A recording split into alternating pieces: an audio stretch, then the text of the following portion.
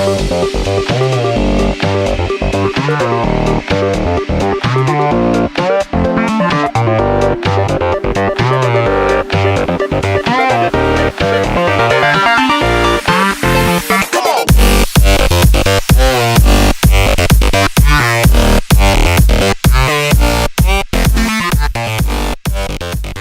is going on, ladies and gentlemen of YouTube? This is David here with Mac Tutorials 14. Alright guys, so we have a couple of things to talk about today. So first things first, I'm super excited to tell you guys that today Apple finally decided to drop iOS 8.3 to the public. So they officially just decided randomly out of nowhere.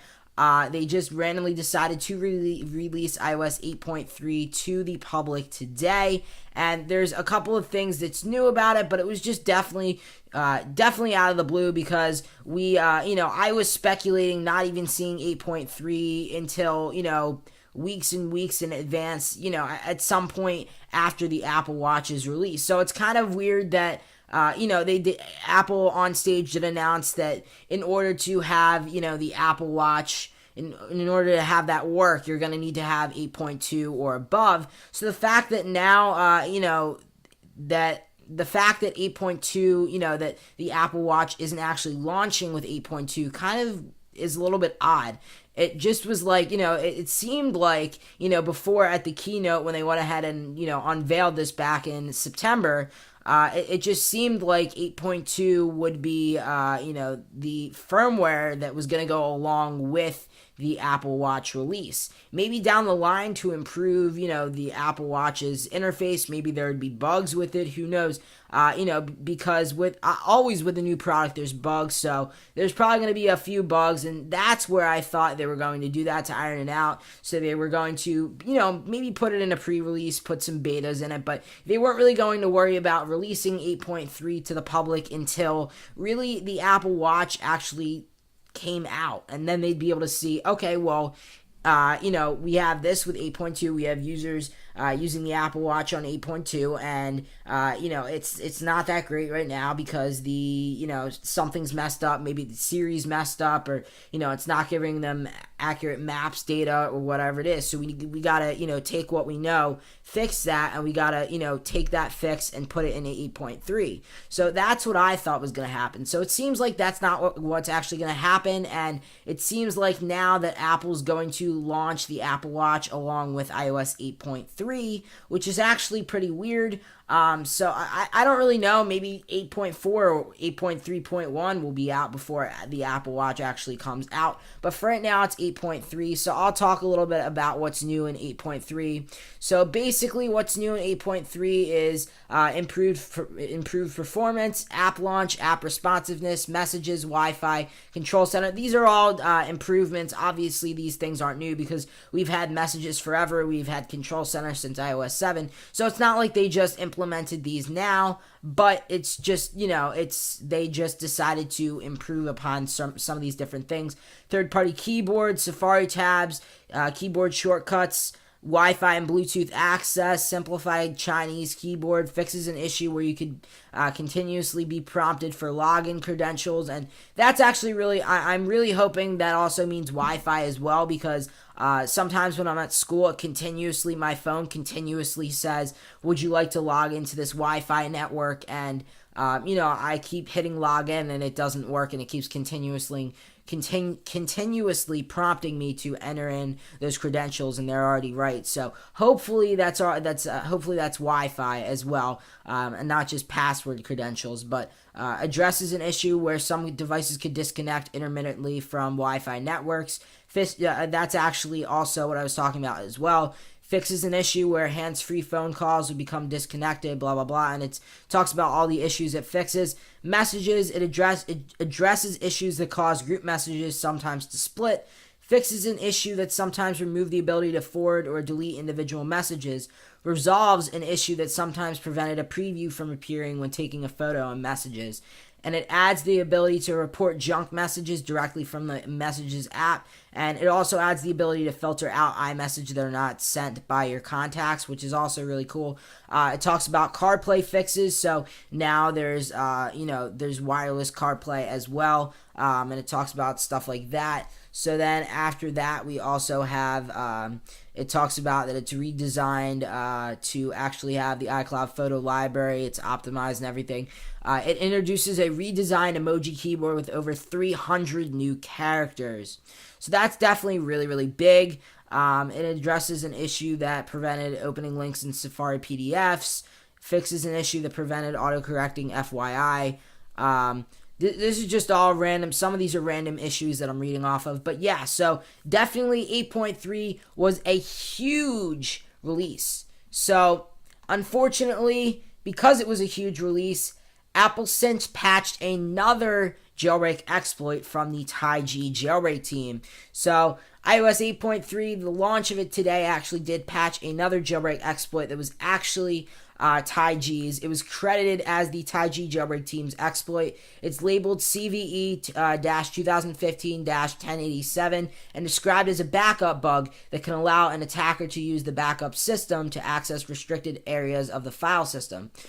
So basically it says, here's a full rundown of the exploit as listed in Apple's 8.3 security report. So it's on their website. It says available for iPhone 4S or later, iPod Touch 5th generation and later, and iPad 2 and later.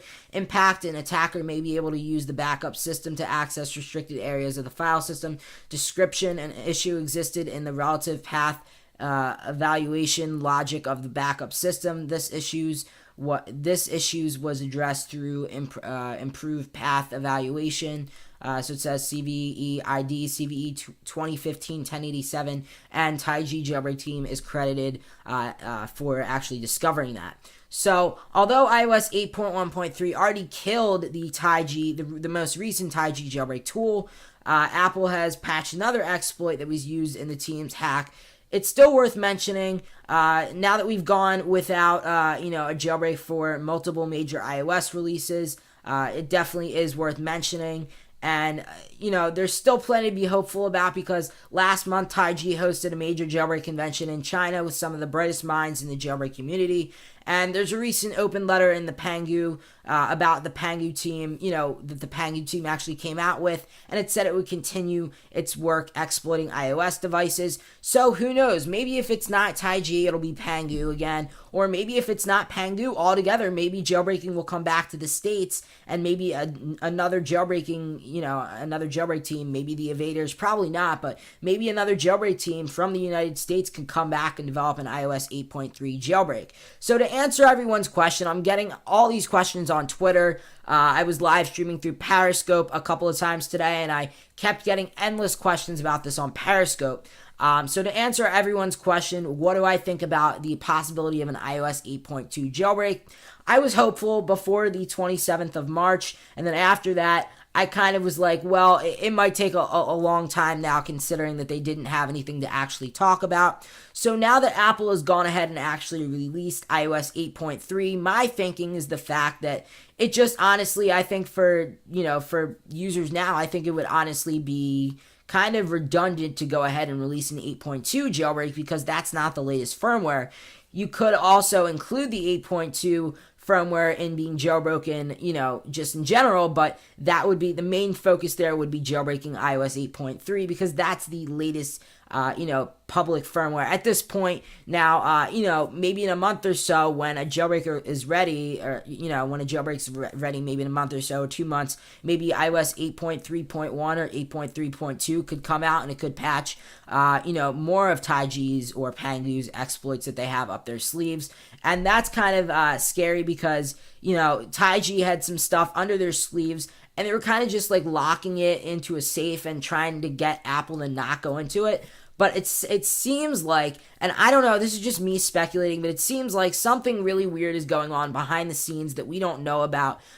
My theory is we don't know the full story on what's going on because it seems like every single time TaiG or Pangu or whoever says that they're close, they're working on something, they have something in the way of exploits. We see later on Apple's, documentation, section of their website for iOS, bugs and security flaws and stuff, they do credit Taiji and Pangu and all the other jailbreak teams for finding some of these security flaws that they decided to go ahead and patch. So that's really where it ends up being like confusing, because how did Apple know that some of these, things were legitimately being used by the Taiji jailbreak team and maybe even the Pangu jailbreak team or Pangu jailbreak team? But anyway, guys, that's pretty much all I wanted to say. So 8.3 jailbreak, if we do get a jailbreak fairly soon, then 8.3 is what it's going to be. Now, I just wanted to quickly tell you guys that, sorry, I need like a drink of water. I am so thirsty from talking that whole time. But basically, I just wanted to go ahead and tell you guys that the iOS 8.3 jailbreak hopefully should be coming soon. So for everyone that accidentally updated or updated and regretfully wanted to go back, or updated and maybe doesn't even care at this point, but for anyone that updated and wants to go back, hopefully you guys really won't be waiting all that much, because hopefully there should be something out. If there's not a jailbreak, my hope is that there is some type of downgrade that's going to be released eventually. Eventually, though, definitely there will be, because saving your SSH has become relevant again with the with the resurrection of the tool Tiny Umbrella in recent months. Now that has been resurrected, it really wouldn't make sense to resurrect, a tool that allowed you to save SSHs when now there's going to be no downgrade. It just really wouldn't make sense. So a downgrade will definitely be released eventually, but I don't know when. My hope is that it does get released eventually. I really do hope that it gets released in that lull period where it's between jailbreaks, and maybe there's not, like right now, there's not a jailbreak for the latest public firmware, and maybe the firmware before that, and we haven't had a jailbreak in a little while. So for everyone that saved their SSH blobs for older firmware, say 8.1.2 and below, maybe 8.1, 8.1.1, whatever, whatever SSH you had saved, then you can go ahead and try out 8.3, and then with the advent of this, downgrade tool, you just know that you'd be able to plug in your device as long as you had the SSH blob and go ahead and downgrade all the way back to 8.1.2 or whatever SSH you have saved. Even if Apple's not signing the firmware, because of the fact that you actually did save the SSH blob earlier. So not only did that happen today, but Apple did actually go ahead and drop their latest version of OS X, OS 10, Mac OS X. So I think it's Mac OS X 10 point something. Let me actually go ahead and pull it up right here. I don't know the exact thing right here. Let's actually just go ahead and see. I'm going to go ahead and do this. So, okay, 10.10.3. So, OS 10 Yosemite 10.10.3 came out today. It includes photos for Mac, 300 new emojis, and other enhancements. It's now available.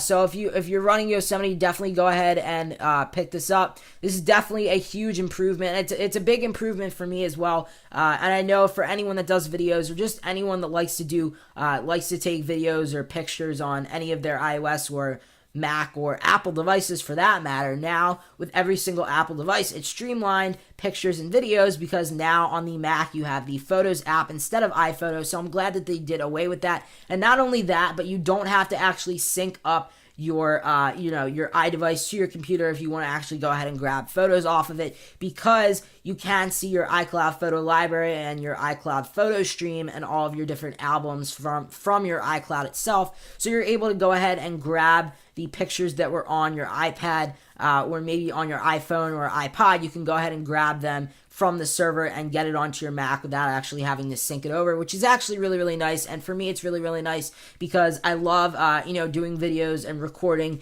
videos with my iPad here, and being able to actually go ahead and it's not that difficult to go ahead and plug in the device, but it's so much easier just to go ahead and record something and go on my Mac and find it on Photos, because it automatically syncs over to it. So doing that instead of taking the time to plug it in and get everything syncing and everything, it's just so much more convenient to do that. But anyway, guys, that's pretty much all I wanted to talk about. So just to sum up, 8.3 got released by Apple today. Hopefully there's a jailbreak in the near future for 8.3 because there are a lot of fantastic jailbreak tweaks that are coming out. They're in the works. I can tell you guys from experience, hoverboard is coming out. That's going to be so exciting. I can't wait for that. We haven't really started in development yet. It's in very, very, very early stages, as I've expressed in previous videos.